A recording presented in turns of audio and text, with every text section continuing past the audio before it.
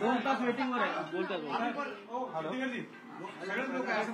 सगळ्यांना घ्या सगळ्यांना घ्या 2 मिनिटं द्या. 2 मिनिटं 2 तास वेटिंगला आहे. गजानन कीर्तीकर यांच्या राजीनाम्याची मागण्या करण्यात आलेली आहे. पक्षातून त्यांची हकालपट्टी करा अशी मागणी देखील झालेली आहे. आणि यावरती आता खुद्द गजानन कीर्तीकर पत्रकार परिषद घेतात. ते नेमकं काय बोलतात हे बघणं महत्त्वाचं ठरेल. थोड्याच वेळात आपली भूमिका ते स्पष्ट करतील. कीर्तीकरांची पक्षातून हकालपट्टी करण्यात यावी, त्यांचा राजीनामा घ्यावा अशी मागणी जी आहे ती शिंदे गटातील मंडळींकडनं करण्यात आली आहे. आणि त्याचवरती गजानन कीर्तीकर काय खुलासा करतायत, काय बोलतायत का हे बघणं महत्त्वाचं ठरेल.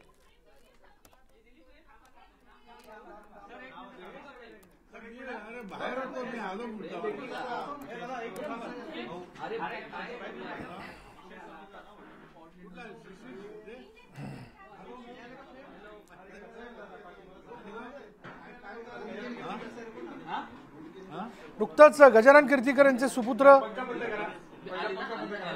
आणि यांनी लोकसभा निवडणुकीसाठी ते उमेदवार म्हणून उभे होते. रवींद्र वायकर यांच्या विरोधात त्यांना उद्धव ठाकरे गटाकडून उमेदवारी देण्यात आलेली होती. तर अपील करून पुन्हा ज्युवेनाईल जस्टिस बोर्डकडे ती केस पोलिसांनी आणलेली आहे. अशा परिस्थितीमध्ये केवळ अशा घटनेचं राजनीतीकरण करणं राहुल गांधींसारख्या व्यक्तीला शोभत नाही. प्रत्येक गोष्टीला मतांच्या चष्म्यातनं पाहणं आणि प्रत्येक गोष्टीत राजकारण आणणं हे काही योग्य नाहीये. जर नीट माहिती घेतली असती तर कदाचित अशा प्रकारचं त्यांनी त्या ठिकाणी काम केलं नसतं. कल पूना की घटना पर श्रीमान राहुल गांधी इन्होंने जिस प्रकार का वक्तव्य किया है, वीडियो रिलीज किया है, मैं ऐसा मानता हूं कि इस घटना का राजनीतिकरण करने की ये बहुत ही ओछी कोशिश है. क्योंकि पुणे की घटना में पुलिस ने तुरंत कार्रवाई की. जुवेनाइल जस्टिस बोर्ड ने उसके ऊपर जो निर्णय दिया उसके ऊपर हमने भी आश्चर्य व्यक्त किया है. लेकिन पुलिस उस पर रुकी नहीं. पुलिस ने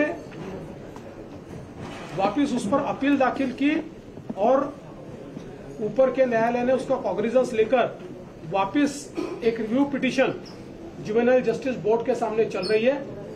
जिन्होंने अंडर एज चाइल्ड को शराब दी ऐसे लोगों को भी अरेस्ट किया गया है. जिस पिता ने गाड़ी दी उसको भी अरेस्ट किया गया है.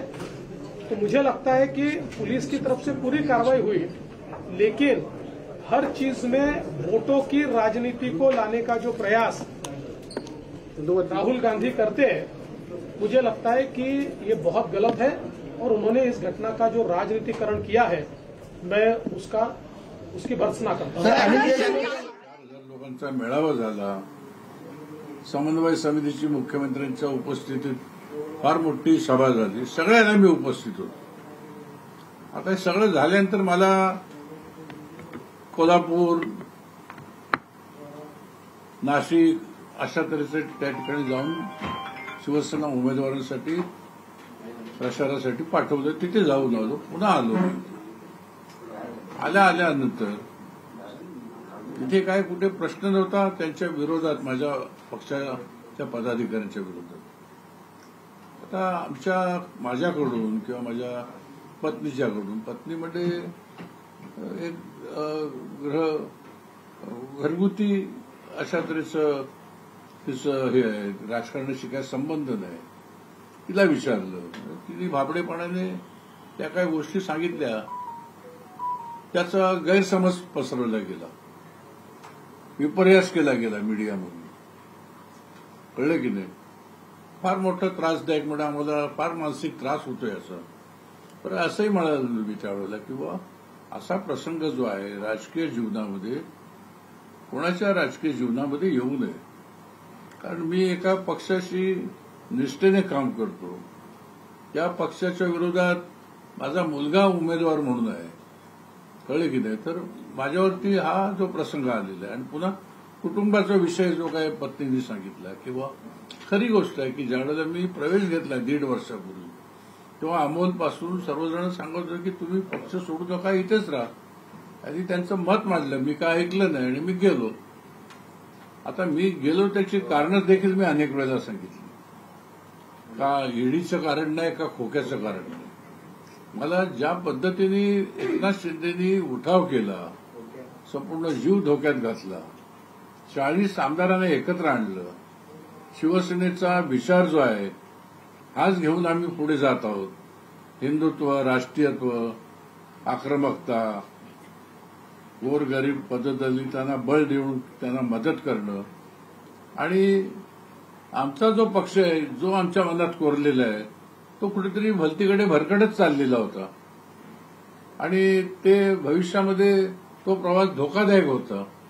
या उद्देशाने मी एकनाथ शिंदेकडे गेलो आणि मला खात्री आहे किंवा ज्या पद्धतीने ते सरकार चालवत आहेत, ज्या पद्धतीने जनतेशी संवाद साधतायत, त्यामुळे त्यांच्या मागे बळ शिवसेनेचं उभं राहील अशा तऱ्हेची परिस्थिती येणाऱ्या काळामध्ये बघायला मिळेल. पण याचा अर्थ असा नाही की त्या पक्षद्रोह केला आहे, पक्षाला बदनाम केलेलं आहे. पण आता शिशिर शिंदेनी पत्र दिलं व ह्याला हकालपट्टी करा. शिशिर शिंदेचं आणि माझं सुद्धा आता याच्यावरती चॅनलवरती चर्चा झाली. त्या चर्चेमध्ये आम्ही बोललो एकमेकांशी, जनतेने ऐकलं असेल. त्यांनी त्याची भावना, तो एक जुना सहकारी माझा, एक ध्येयवादी असा शिवसैनिक, कळलं की नाही, कुठलाही छुपा अजेंडा घेऊन तो इथे आलेला नाही. जो विचार घेऊन मी आलो त्याच पद्धतीने विचार करून तोही आलेला आहे, कळलं की नाही. आणि तो तसा सेन्सिटिव्ह आहे. त्यांनी त्याचा अर्थ असा लावला, माझ्या वक्तव्यामुळे किंवा पत्नीच्या वक्तव्यामुळे पक्ष बदनाम होईल आणि अशा व्यक्तीला तुम्ही पक्षातून काढून टाका. त्यांनी सरळ मागणी केली. त्यांनी काय असं छुपं कुठे जाऊन कळ लावतात तसं काही केलेलं नाही त्यांनी. तो माझा स्पर्धक पण नाही. आम्ही एकमेकांना पुष्कळ मानतो आम्ही, कळले की नाही. तो हा सगळा विपर्यास झालेला आहे आणि त्यामुळे फार मोठा या निवडणुकीमध्ये मला मानसिक त्रास झाला आणि जे काय पक्षाच्या साठी करायला पाहिजे होतं ते मी प्रामाणिकपणे आमच्या उमेदवारासाठी केलं.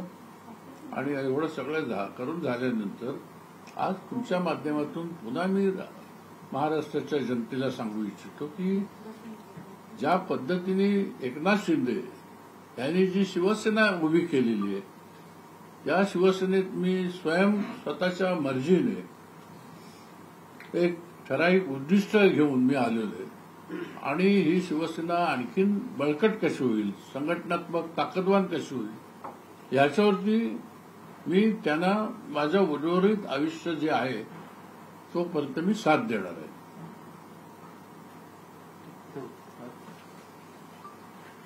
कीर्तिकर साहेब, ज्या पक्षासाठी तुम्ही मातोश्री आणि उद्धव ठाकरेंना सोडलं, आज त्याच पक्षातले जे कार्यकर्ते नेते तुमच्या विरोधात होऊन तुम्हाला पक्षातून हकालपट्टी करण्याची भूमिका घेत आहे. तुम्हाला असं वाटतं की तुम्ही पक्ष सोडून आणि उद्धव ठाकरे आणि मातोश्री सोडून मोठी चूक केली?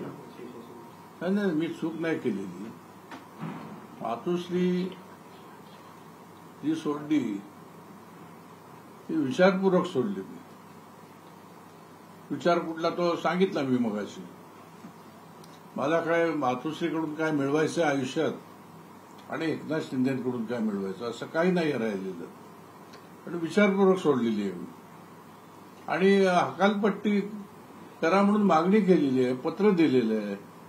हा पक्षांतर्गत विषय आहे, हा चव्हाट्यावरती मांडायचा नसतो. तो चॅनेलवाल्यांनी मांडला, तो चुकीचा आहे खरं म्हणजे. पक्षामध्ये काय नियम आहेत, परत प्रक्रिया आहे त्याला. समजा त्यांनी मागणी केली, शिशिर शिंदेला, मला, उमेदवार रवींद्र वायकरला, मुख्य नेते म्हणून एकनाथ शिंदे बोलवतील, चर्चा करतील, ते निर्णय घेतील, स्पष्टीकरण मागतील, जे आता मी तुमच्याकडे देतोय तसं. काय चूक झालेली नाही. मी आयुष्यभर ज्या कारणासाठी एकनाथ शिंदेच्या नेतृत्वाखाली या शिवसेनेत आलोय तिथे कायमस्वरूपी त्या संघटनेला बळकटी, संघटना निवडणुकीला सक्षम होईल अशा पद्धतीचं काम येणाऱ्या काळात मी करून त्यांना पूर्णपणे भक्कमपणे साथ देणार आहे. ज्यावेळेस तुम्ही पक्ष प्रवेश केला